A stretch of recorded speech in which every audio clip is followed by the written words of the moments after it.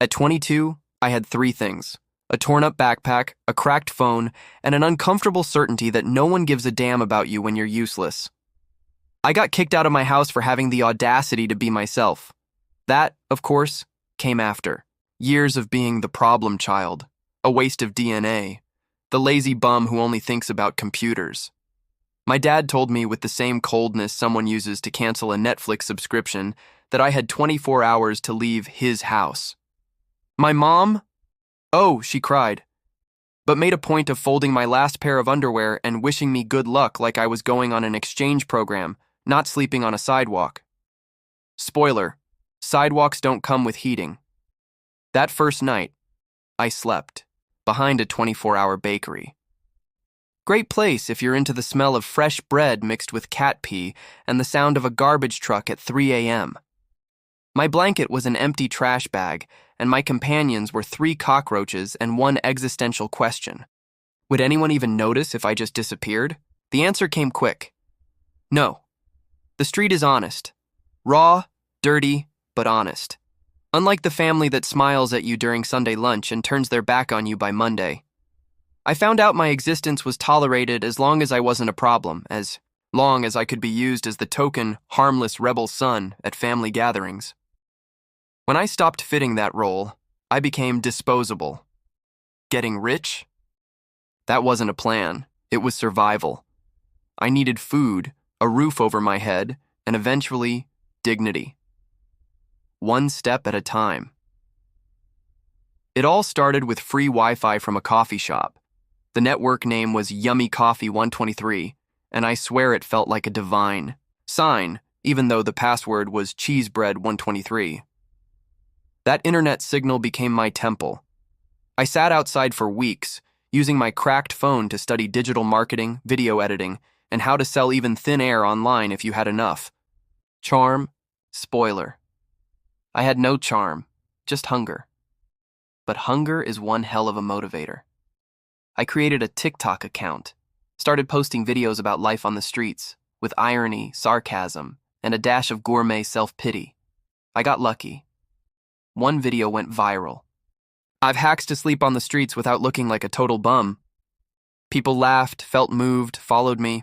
Soon, small brands started offering me money to feature their products in the background of my videos. You don't know success until you earn 500 Rs to pretend you love a cereal bar while you've been living off rice and ketchup for 4 days. In under 6 months, I had a decent laptop, rented a moldy little room with a shared bathroom, and started selling courses called How to Turn Suffering into Engagement. The name was ironic, of course, but it worked. Pain is a show, and I was the perfect lead. Young, skinny, a little dirty, with the look of someone who's lost everything. The internet loves a phoenix, as long as you don't get cocky afterward. Over time, I started making serious money. A lot. I got rich. Like, start a nonsense. Start up and have investors throw cash at your face rich. I bought a loft in Sao Paulo, renovated the whole thing, and built a shelf just for symbolic trophies. My first patched-up phone charger, my plastic spoon from the community meal center, and of course, the jeans I wore for 4 months without washing. And that's when the magic happened. Suddenly, my relatives remembered I existed. The aunt who used to say I'd end up in jail now sent me messages like, "I always believed in your potential, sweetie." The cousin who blocked me on Instagram when I vented about being homeless now asked for a little help to open a cosmetics shop. And my parents? Well, they came with the classic combo. Tears, plus selective remorse, plus overdue bills, you know. What I did? I gave money to everyone. Yeah, I know. You expected an ending with revenge, mockery, poetic justice. But nope. I gave money. No questions, no strings. Just smiled, transferred, and wrote in my notes app. Another payment for my emotional absence. Funny how people think giving money equals forgiveness. Like every bank transfer is an emotional eraser. Like 5,000 Rs could wipe away the sound of a slamming door while you begged to stay. They never said sorry, but they always said, "We never abandoned you. You're the one who pulled away." Sure. I pulled away from the house I was kicked out of. I pulled away from conditional love. I pulled away from hypocrisy wrapped in Sunday lunch with rice and resentment. Today, my life looks perfect. I have followers, million-dollar contracts, and a leather armchair that probably cost more than my entire high school education. But sometimes at night, lying in a 5-star hotel bed, I miss the silence of the sidewalk. Because at least on the street, no one pretended to like me. I became what the world loves, a story of overcoming, a motivational fraud. The guy who made it despite everything. And that's exactly what eats me alive. Because making it despite everything is a pretty phrase that hides a brutal truth. No one should have to nearly die just to be seen. If I had given up behind that bakery, my name would just be a statistic. Maybe a poor guy in a distant memory. But because I survived, I became inspirational. You know what that means? It means my suffering is now entertainment. I'm the circus, the clown, and the tent. And even so, I still give them money. Because deep down, I'm the one who needs to believe it was all worth it. That all this wealth and applause fill the hole left by being thrown away. That every satisfied relative is an emotional receipt absolving me for not cutting ties with the ones who left me behind. The truth is, the 22-year-old kid still lives here. He just wears designer clothes now, but every time a relative calls saying, "I've got some debt, can you help?" I say yes, with an ironic smile, of course, because helping those who ignored you is a bittersweet pleasure, a different kind of revenge, silent, disguised as kindness. And so I go on, handing out money like someone handing out apologies that never came. Going back to my parents' house after getting rich was like visiting a crime scene no one ever solved. I knew exactly where every trauma was buried. The chipped tile near the sink. That's where my mom threw a flip-flop when I said I wanted to make a living off the internet. The doorknob on my old room, the same one my dad gripped when he yelled, "Get out of my house, you useless punk!" It was all still there, untouched, like time only moved for me. They invited me to lunch, a small gesture wrapped in the hypocrisy of, "Now that you're doing well, let's reconnect." I said yes. Of course I did. Not for the food, but for the performance. I wanted to see how far the act would go. I showed up in a car worth more than their entire house. Parked right in front, not out of arrogance, but because some ironies deserve HD display. My mom came out wearing a floral apron, the same one she wore when she called me the family shame for repeating a school year. "My son," she said, arms wide like it was the first time she'd seen me since childhood. The difference? Now I had money. And apparently that washed away all sins, including theirs. Lunch was typical. Rice, chicken, fake affection. We sat down, and my dad did what he's always done best. Pretend he never did anything. "I always knew you'd make it," he said, chewing slowly like his words were gold nuggets. I didn't answer. Just smiled, the kind of polite smile you give when your boss tells a bad joke. A smile that says, "I can't stand you, but I know how to play the game. And those videos of yours, they're really good. You're funny, creative," my mom added, serving more potatoes. "Everyone at church talks about you." Ah, church, what a wonderful place to hide your conscience. Always found it funny how the same people who looked at me with disgust when I was a digital hobo now treated me like a miracle. Not a miracle, a good investment that paid off. Talking to them was like speaking to actors who forgot the script. Every sentence came with a, "I've always loved you. I did it for your own good. We just didn't know how to handle you back then." Words dripping with guilt dressed up as love. I kept playing the prodigal son. Ate, smiled, thanked them. But in my head, I counted the cracks in the walls and wondered how many times my self-esteem had bled there. It's weird going back to the place where you learn to hate yourself. After lunch, my mom pulled me aside. "Your dad's got some debts. Small stuff, really. A loan that's late, a bill here and there, of course. Stage 2 of the reunion. The plea." "How much does he need?" I asked, not even blinking. 20,000 would clear it up. "But I don't want you to think that's why we're here, okay? We really do miss you." "Right. Missed me so much they only called after. I made a magazine cover as the kid who beat poverty with sarcastic videos. I transferred the money on the spot, didn't ask another question. Made a point to use the same app I once used to check if I had enough for bread. Ironic. Now my balance could buy the whole bakery. Later that day, I passed by the school that expelled me. I remembered the principal saying I was a lost cause, and maybe manual labor would suit me better.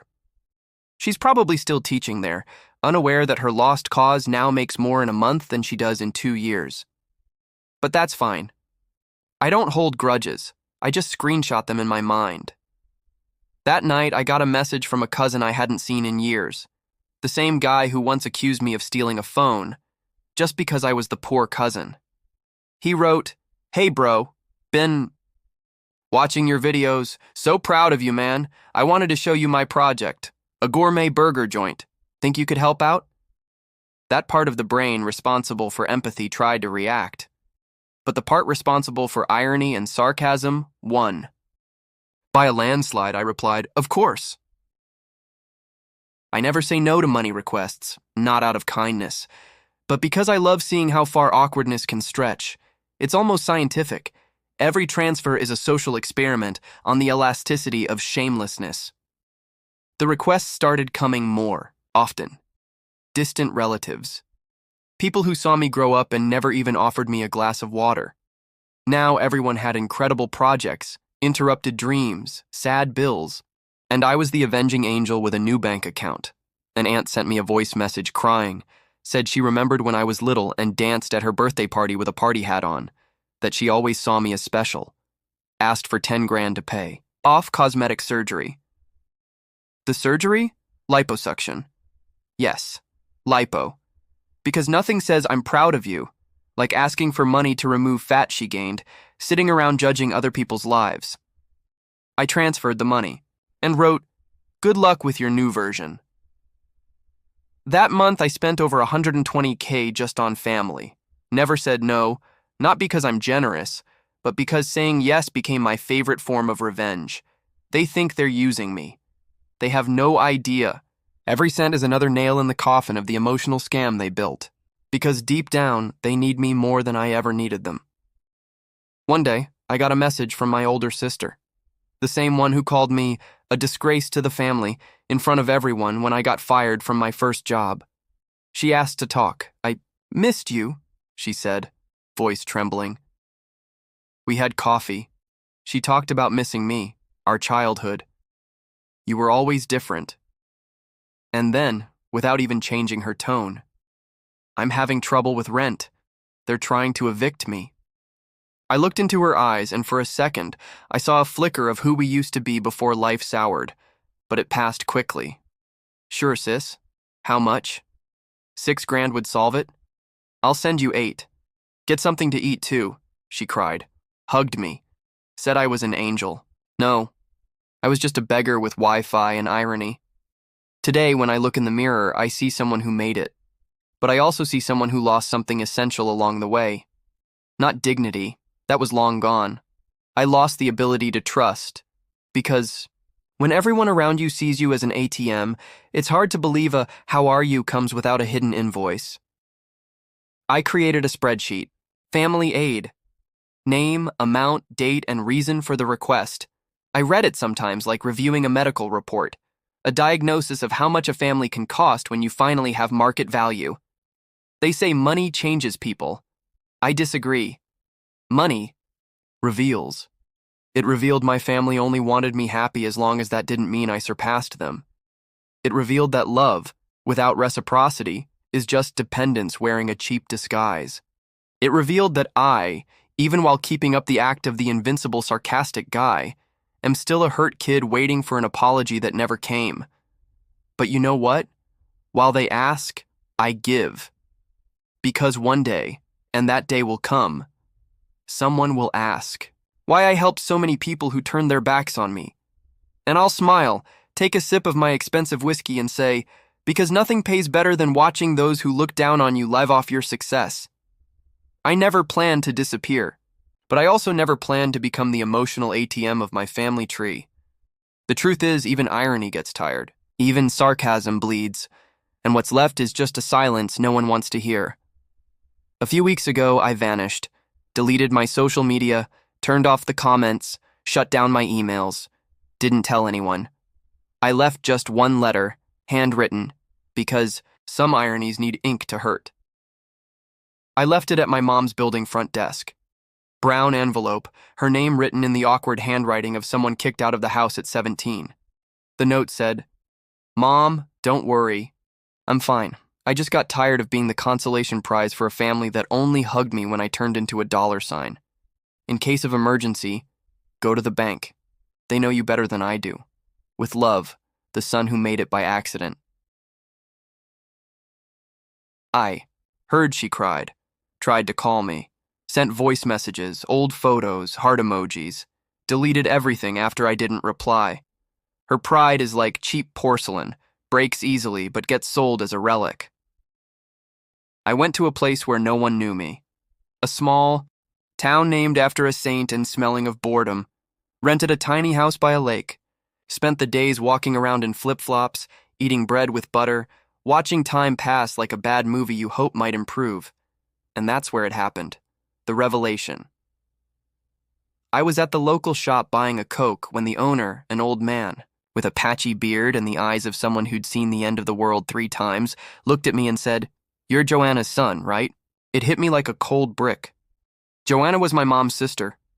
Dead for decades in a car crash, or so they said. "No. My mom's name is Patricia," I answered, confused.